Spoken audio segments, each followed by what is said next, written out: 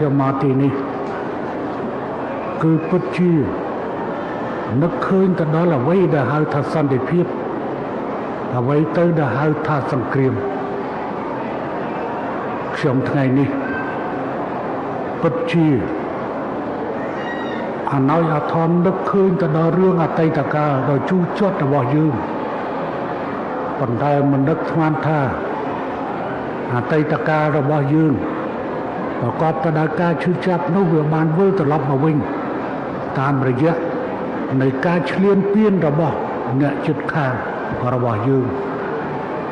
ដែលយើងគ្មានអ្វីដែលជាការប៉ងប្រាថ្នាក្រៅពីការធ្វើជាមិត្តភាពនិងធ្វើជាអ្នកជិតខាងល្អនោះទេនេះហើយដែលជាទង្វើដែលសូមឲ្យអន្តរជាតិត្រូវមើលឲ្យឃើញថាតើប្រទេសកម្ពុជាឬថៃអ្នកណាឈ្លានពានអ្នកណា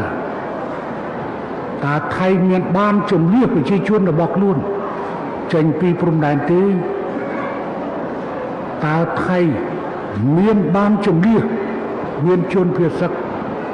ដោយសារកម្ពុជាឈ្លានពានទេនៅទីនេះគឺជាសាក្សីរស់សម្រាប់បង្ហាញទៅកាន់ពិភពលោកថាកម្ពុជាគឺជាប្រទេសរងគ្រោះដោយសារការឈ្លានពានរបស់កងទ័ពថៃទើបនាំដល់ទៅការមានជនភៀសសឹកមករស់នៅទីនេះ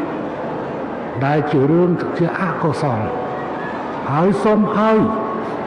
បរទេសទាំងឡាយដែលប្រកាន់សច្ចធម៌និងនិយមសន្តិភាពមើលឃើញឲ្យបានច្បាស់នៅទុក្ខសោកដែលប្រជាជនកម្ពុជារងគ្រោះដោយសារការឈ្លានពានរបស់កងទ័ពថៃយើងប្រាថ្នាធ្វើជាមិត្តប៉ុន្តែគេចិញ្ចឹមចិត្តម្ដងហើយម្ដងទៀតដណ្ដើមទឹកដីរបស់យើង